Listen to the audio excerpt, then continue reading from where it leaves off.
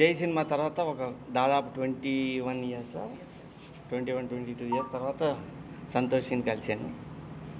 Very happy. Plus అని పెట్టి చాలా సక్సెస్ చేసింది. గీతను కూడా ఇప్పుడే కలిశాను. ఓకే, ఇప్పుడు సంతోషి ఇంకో డాక్టర్లతో కలిసి 9 అని ఒక రీహాబ్ సెంటర్ పెట్టింది. దానికి రమ్మంటే వచ్చా. ఇది నాకు తెలిసి చాలా అవసరం.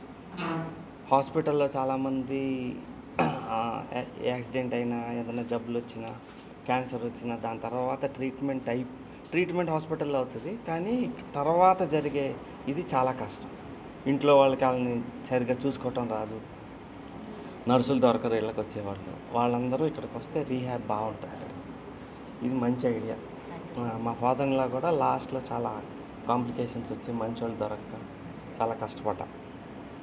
బెస్ట్ ఇది డాక్టర్ గారు.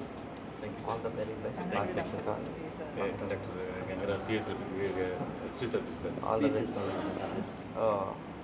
All the very best. Physio చాలా ఇంపార్టెంట్.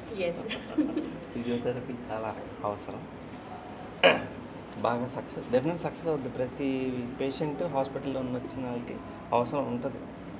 బాగా క్రిటికల్ ఇల్నెస్ నుంచి వచ్చిన వాళ్ళందరూ ఇప్పుడు యాక్సిడెంట్ అయ్యి కాలు ఇరిగింది అనుకోండి, మళ్ళీ నడవాలంటే చాలా కష్టపడతారు. అది సీనియర్స్ అనుకోండి ఇంకా చాలా కష్టం. 60+ అయితే రికవరీ చాలా స్లో అయిపోతుంది.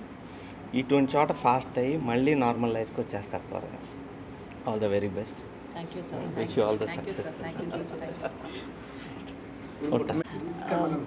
మా ఈ ఐడియా వచ్చి శ్రీకర్ సార్, నా హస్బెండ్ వాళ్ళ ఐడియా ఇది.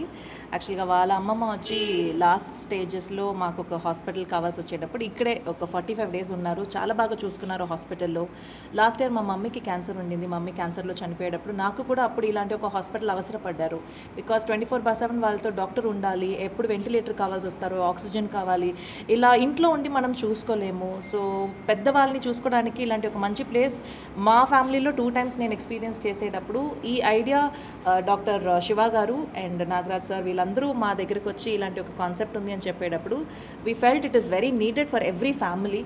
అందుకోసం మా వల్ల అయినా మంచిది కూడా ఇంకా బయట ఉన్న వాళ్ళకి చేయాలన్న ఒక ఐడియాతో ఇది తీసుకుని 9 అని కొత్త పేరు పెట్టి కొత్తగా రెనోవేట్ చేసి ఇంకా బెటర్గా ఎన్విరాన్మెంట్ని క్రియేట్ చేసి 24/7 ఇక్కడ డాక్టర్స్ ఉంటారు, నర్సెస్ ఉంటారు, వార్డ్ బాయ్స్ ఉంటారు, సపోర్ట్ ఉంటుంది. మీకు ఎనీ టైం రావచ్చు. ఫిజియోథెరపీ సపోర్ట్ ఉంది, మల్టీ క్లినిక్స్ ఉన్నాయి, ఫార్మసీ ఉన్నారు, లాంగ్ టర్మ్ ఐసీయూస్. అంటే ఐసీయూలో బయట హాస్పిటల్స్లో బడ్జెట్ మనకి ప్రతిరోజు ఐసీయూకి చాలా ఎక్కువ పడతాయి.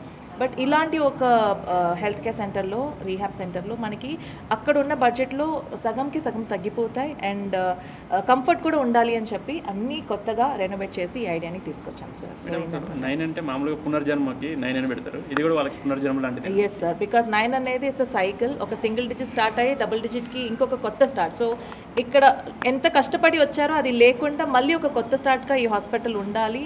They have to be growing up. అంటే హెల్త్ పరంగా వాళ్ళు హెల్తీగా గ్రో అవ్వాలని ఒక ఐడియాతోనే 9 అనే పేరు పెట్టాం. అందరికీ ఈజీగా పలకడానికి ఈజీగా ఉండాలి అని చెప్పి 9 అని పెట్టాం సార్.